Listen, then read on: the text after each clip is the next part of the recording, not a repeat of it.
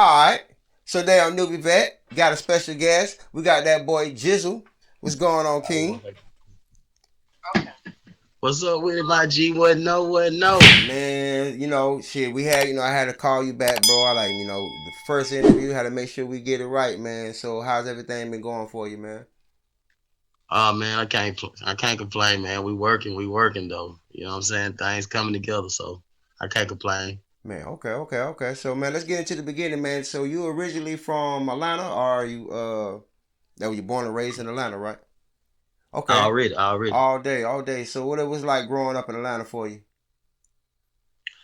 I mean, it was poverty. It was, just trying to find your way coming up in the projects, and I done stayed in a lot of ghetto places in my life, and as my upcoming was, so the typical ghetto story of a young black one.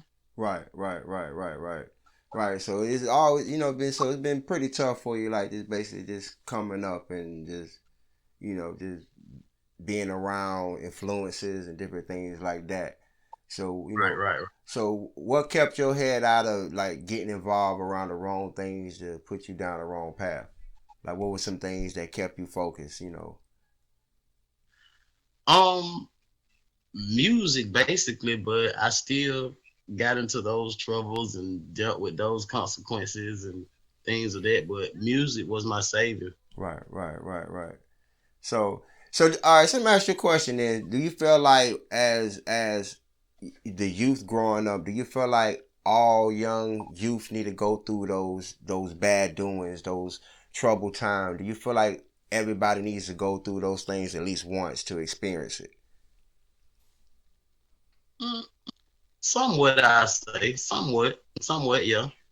Okay, okay. But a lot of things that people have went through before you have went through. They will hope you wouldn't have to go through it because they went through it for you. Right, right, right. Yeah. That's real. So okay.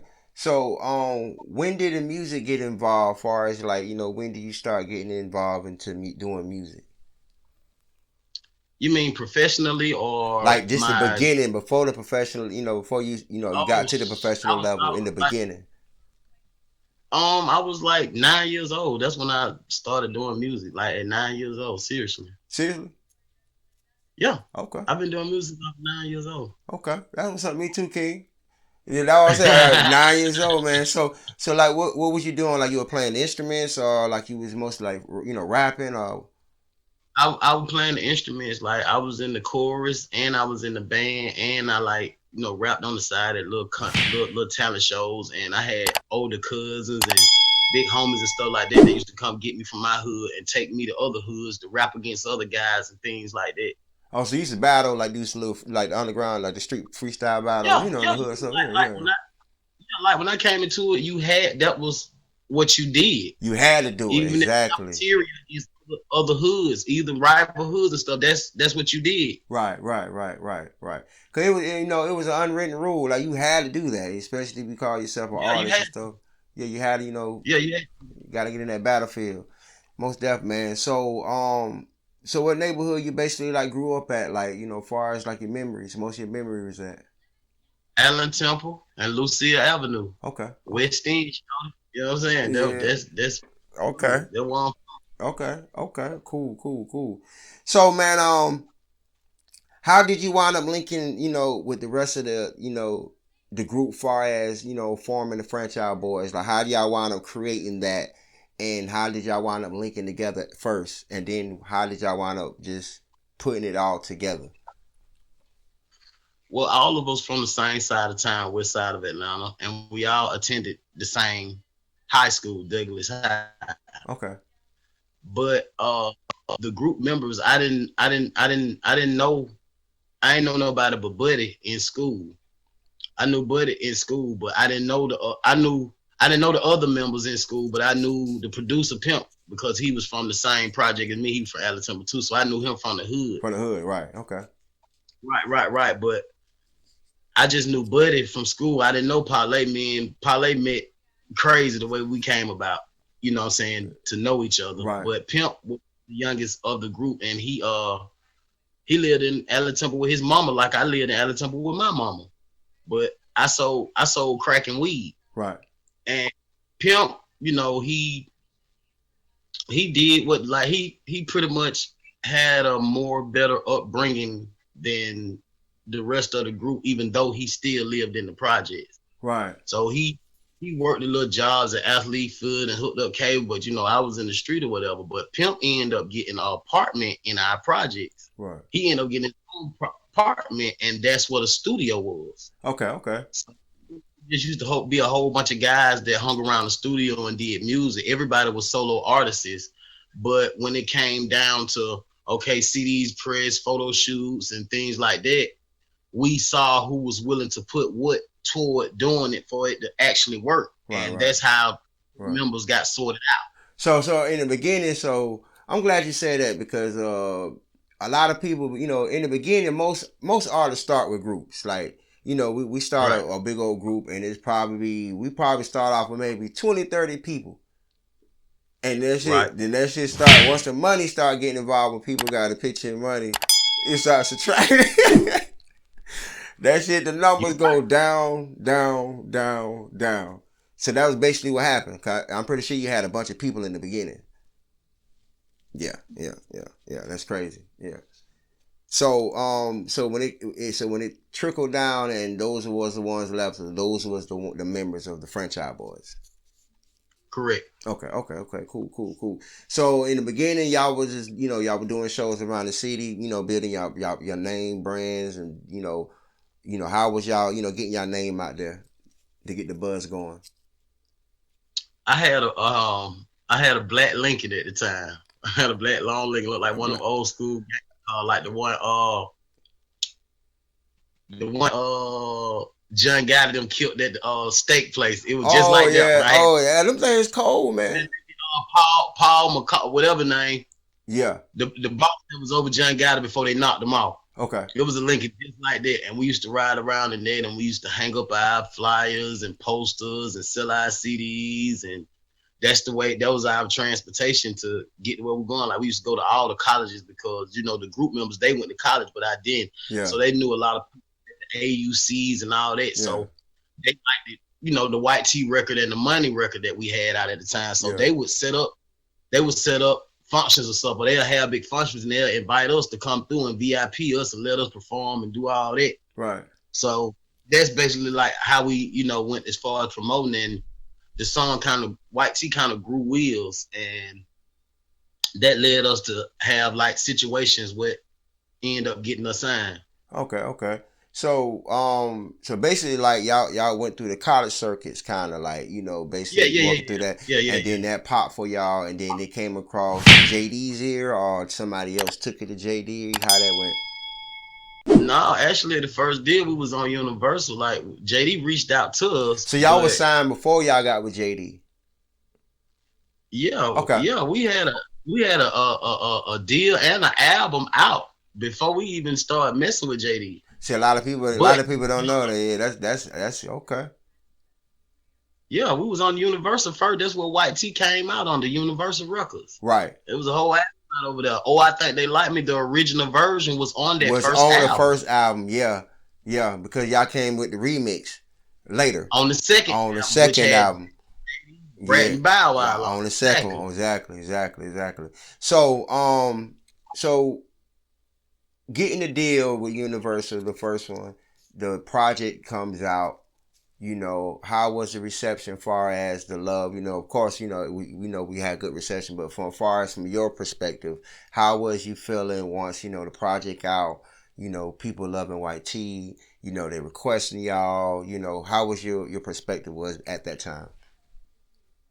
I mean, I just felt like I felt like we made it, but we was still in the project. Like none of us, like, we had some money, but we was still in the project. We was still in the hood. But originally we did music just for our side of town. So right, we wasn't expecting to be global like that. So as far as in my mind, what I thought, I mean, I felt like we hadn't made it, but we still hadn't even just really scratched the surface yet, even though we had a #1 hit that was, nationwide. Right. To you, it's like, you just having fun, just repping your hood, and you know what I'm saying? Right. Okay. Riding around with all my jewelry on, my shirt off. So for real, for real, for real, for real.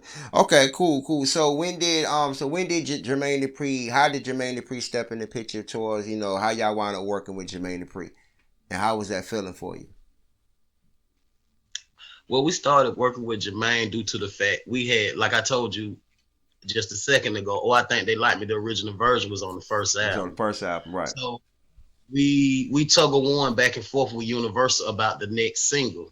And we told them that it was I think they like me, but they told us it sounded too much like White Tee. So going, hold on, not cutting you off. So so y'all didn't have really for people to understand when you under a deal with a label, you don't have your choice of some contracts don't give you the choice where you can choose what your single look like, right? Like yeah, I mean, especially if you don't have full, you know what I'm saying, creative control. right. And that was our first deal. We were still teenagers, so of course we Facts. didn't have creative control, but Right. we controlled the budget. Right. Okay. Cool. All right. So you said with Jermaine Dupri, how that link up with that? Yeah, okay. So like I said, we were tug of war back and forth with Universal about the next single, which we told them was I think they like me. They didn't believe in it, told us it sounded too much like White Tee, so Universal dropped us. Universal dropped us. So me and Pimpin from my group, we just started pushing, I think they like me. Like at all the college, we just pressed up a whole bunch of CDs of I think they like me and just pressed them up. So after like a month and a half, two worth of me and Pimp working that record, it got on the radio by itself and it started playing there by itself. By itself. Oh man.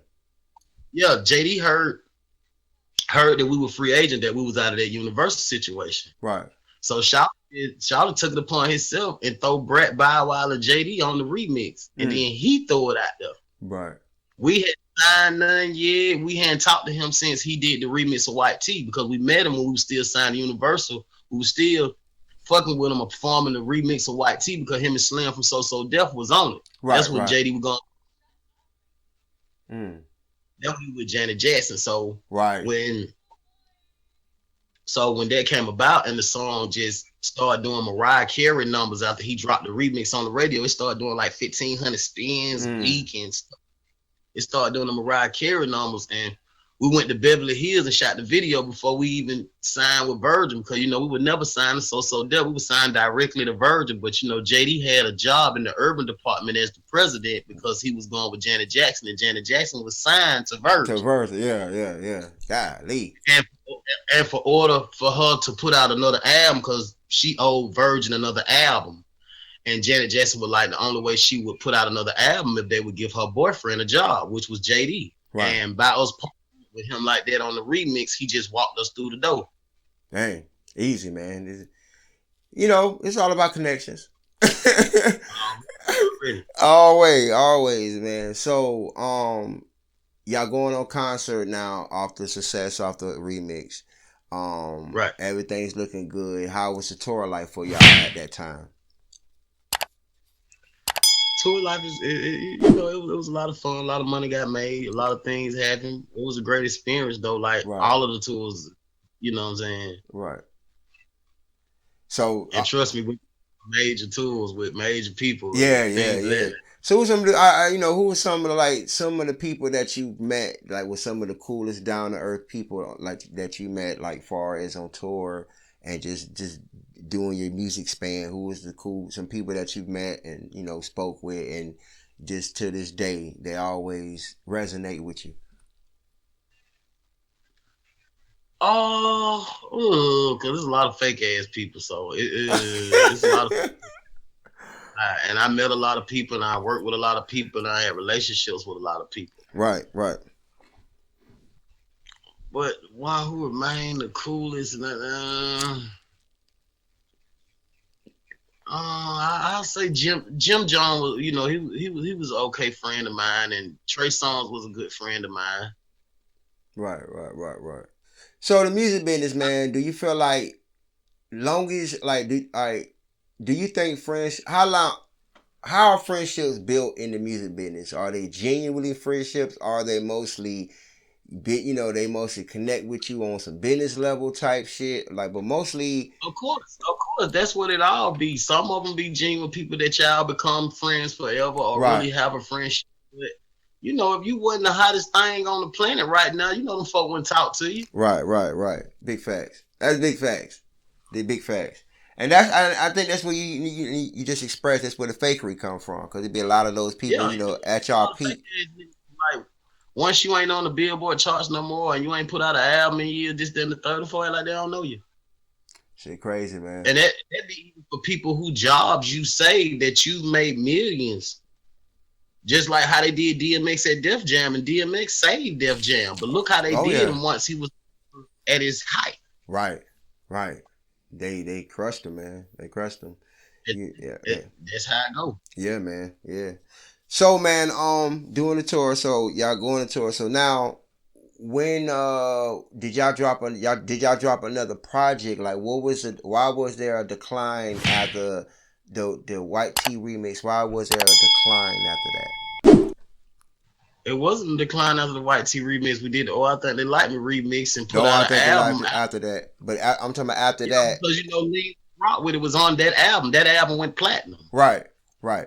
I'm talking about right after the part where after the lean with it, the rock with it, like when the snap era was fading away. It's kind of like y'all fade away with around that time. Like what happened around that time. Well, we dropped another album on the Capitol and Koch. That's what had the talking out the side of your neck and the Right, single with right, Lord. right, right, All that. You know right, what I'm saying? right, right, We went on, we dropped a whole other album, Our right, World, Our Way. right. The promotion tour on it, we went with Jermaine no more, and the group wasn't on the same page. Everybody had different agendas. We didn't have the same itinerary anymore. Right, right, right. So that's what started the Started separation, which separation. made the Right. decline. Yeah. Right. Cause I was like, I followed like a lot of y'all, a lot of ATL's music around that time, and y'all was being consistent as far as dropping things, but as far as on a massive level, like it was hard to try to match that. Or the numbers that y'all had in y'all earlier peaks, and then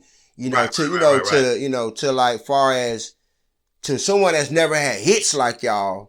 When y'all always making a massive hit every time y'all dropping a record, and then your next one don't be that massive hit. You know how people just be like, oh, they fell off. Oh, they this and this and that. Not knowing that it could be personal issues and different things that's going on. You know what I'm saying? So after the group, start splitting and different things like that, far as like, did, everybody start doing their own independent things, or how did that go? That started throughout the process of the third album coming out. That's why I was very little promotion on it, because they couldn't promote it. They didn't have all four members. One over here, one over there. I'm over there. This one here. So it's like y'all like New Edition, huh? Everybody. We just had more money than New Edition, though. Right. Yeah. That's true. Cause New Edition was broke. Yeah, you right about that. We just had more money than, but yeah, we was. It was everybody all over the place. Everybody got their own agendas, egos in the air. You know how that goes. Yeah, man. I hate that, man. It's terrible, bro. It's terrible. So, I mean, do you of course you keep in contact. You had one passed away. Right. Rest in peace, Buddy. Yeah, man. Rest in peace, man. Already. Have you spoken to any of the other members, or how's Yeah, I spoke to Paulette today. Actually, we was on the phone about 2 hours, and me and Pimp have a new franchise record. It's called "Get Off My Dick." It was produced by Pimp. Pimp is the member of my group who produced White Tea and Oh I Think They Like Me. He produced this new record. It's on Spotify right now. Y'all go get it. Get Off My Dick. Dem Franchize Boyz. Man, that's what's up, man. That's what's up. So, where they can find this at? On all platforms, right? Spotify, anywhere music is sold. Most def, man. Tell them the name of that song again. Tell them the name of that song again, Jizzal Man. Get Off My Dick. Most def. So, man, far as during that time when y'all was at y'all peak at that time, like to now where y'all at right now, have you spoken to any other artists around that time that was hot around that time, like Crime Mob, Trillville, the Scrappy and stuff like that? So I talked to Dirty Mouth from Trillville a couple weeks ago, and me and Jay from Crime Out, the producer, we talk all the time. Me and him even hang out.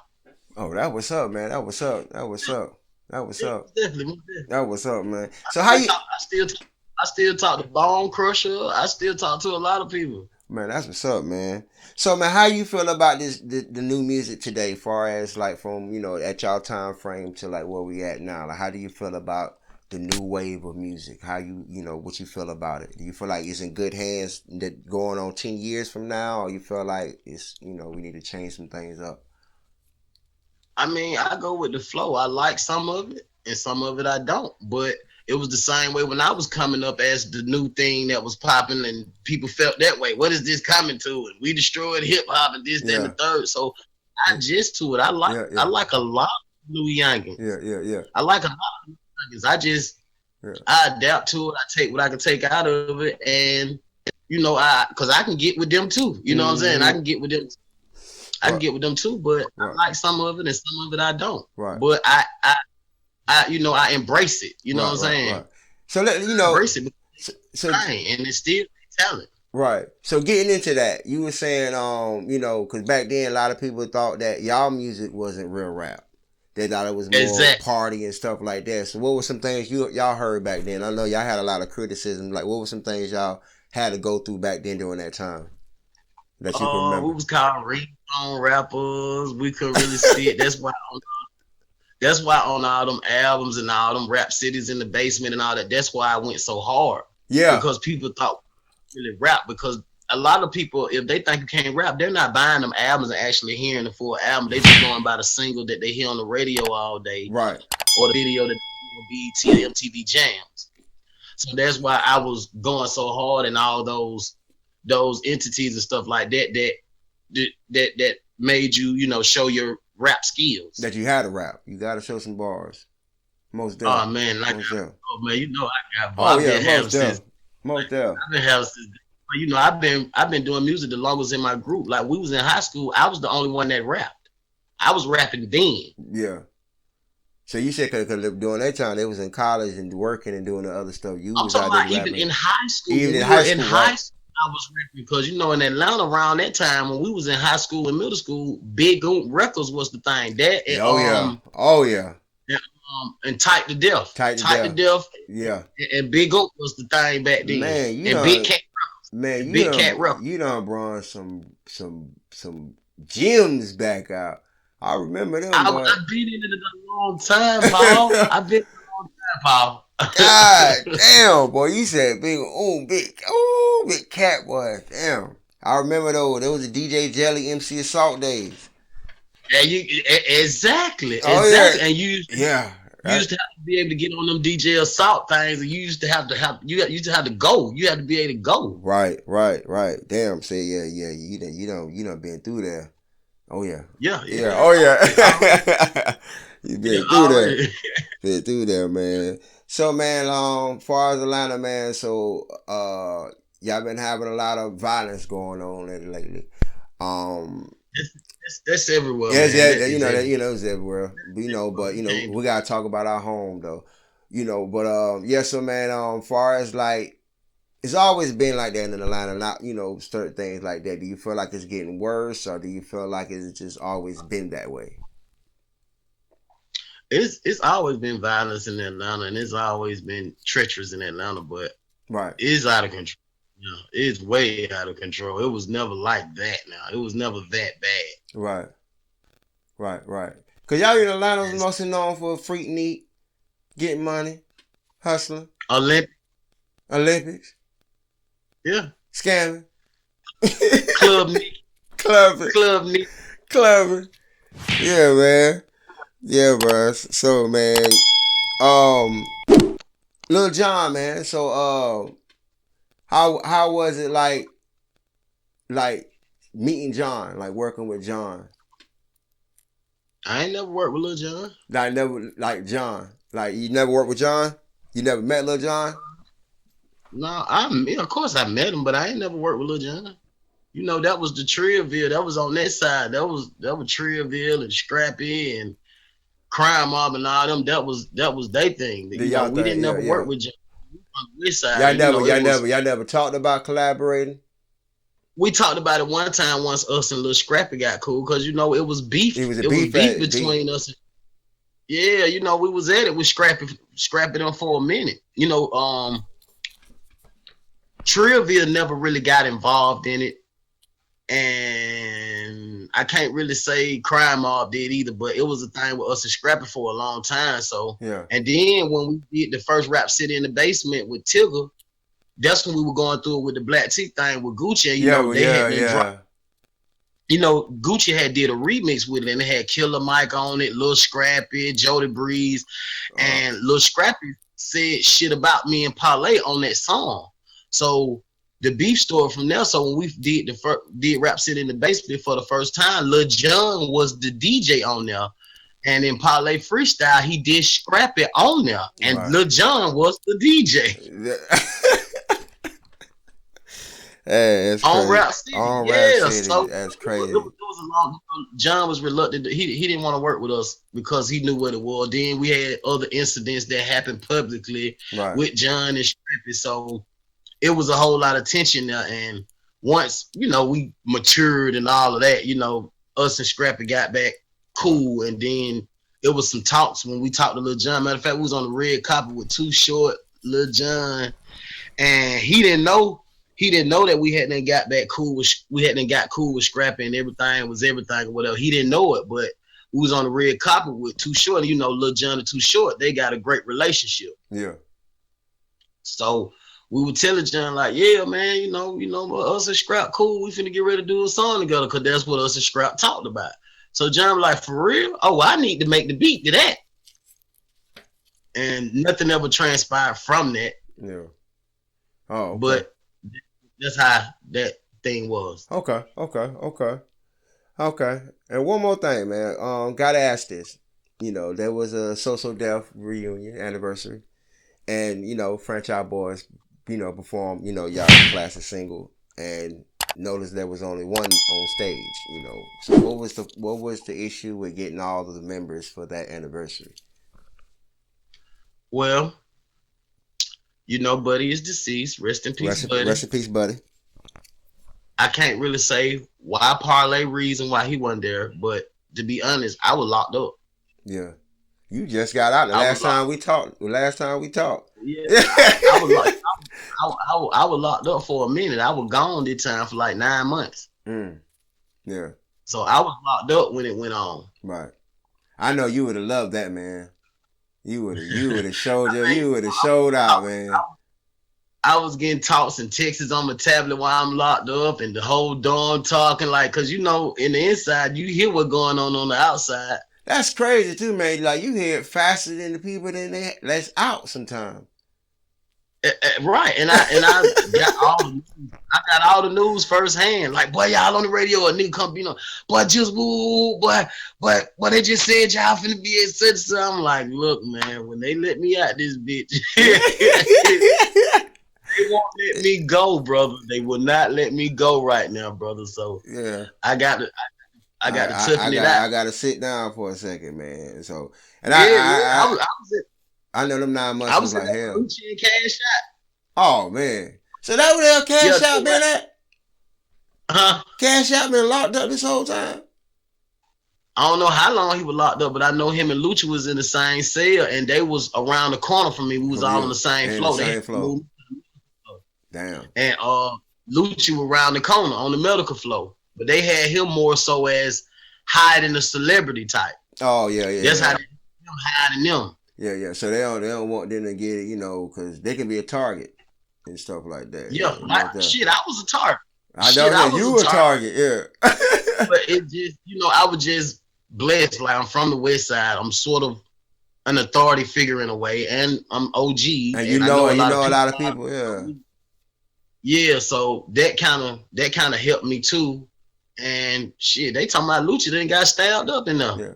So that shit really rough, like they say it is, or a lot of that shit just be Nigga, yes, nigga, nigga, yes.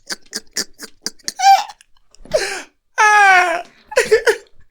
Yeah, Nigga, yeah, it's about that. Oh yeah, oh yeah, oh yeah. It's crazy, man, because they run it. They run the prisons. The guards don't run it.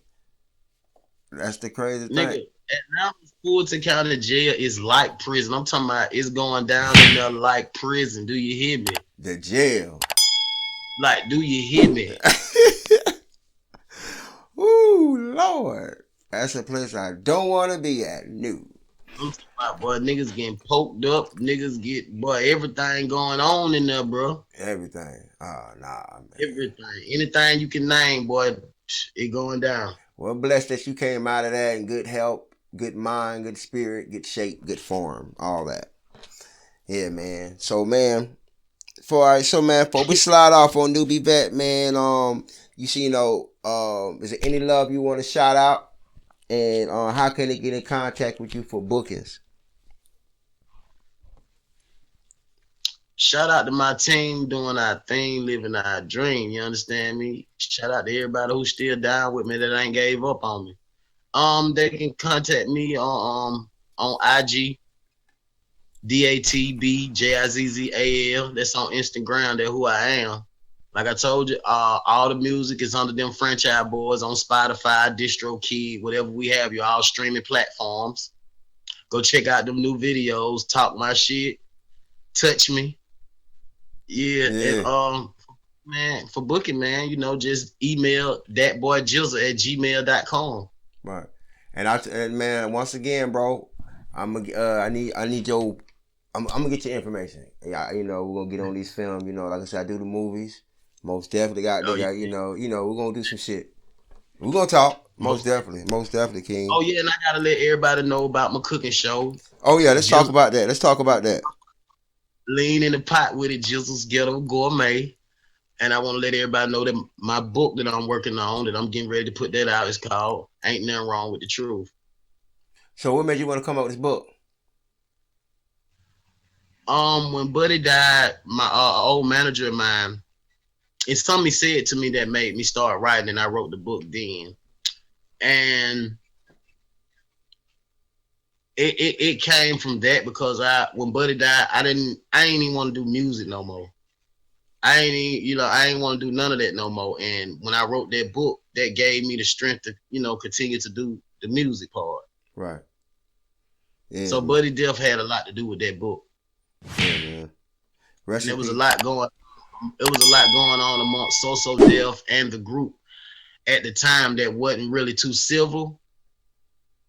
So it was a lot of things that I felt needed to come out and need to be known. Yeah, man. So what's the name of the book again? So they can know. Ain't nothing wrong with the truth. Ain't nothing wrong with the truth. Ain't nothing wrong with the truth. Y'all check that book out, man. It's gonna be really, really some nice little good stuff in there, man. It's gonna be definitely something people want to know, or definitely find out things that they didn't know. Maybe about your favorite rapper, your favorite producer, your favorite celebrity. Period. Like, it's stuff in there, but it's the God honest truth, and I ain't gonna lie about nothing. You know what I'm saying? Then the title of the book was influenced by my mother, because that was something my mama always say. To this day, my mother still say that ain't nothing wrong with the truth. So that's what nurtured me into the title of the book. Okay. That's what's up, bro. That's what's up, man. All right, King, man. Like I said, much blessings to you, man. And I appreciate you. I appreciate you having the time again, man, and doing this interview with me, man. It's an honor, King, man. You be safe, bro, and be blessed. You too, bro. Appreciate you, man. You gotta link up, man. Man, man. I'm gonna tell your manager give you my number ASAP, bro. Most definitely. And basically, you know what I'm saying? Yeah, definitely link with him, because he definitely can let you know everything what's going on and when we coming near you. Like I told you, get with him about me coming down there where you at. You know what I'm saying? Oh, keep yeah. flavor. Oh, most definitely, man. I'll make that happen. Most definitely. Lorraine, Ohio, March 19th is going down. White Tea Party. Holla at your guala. Jizzle.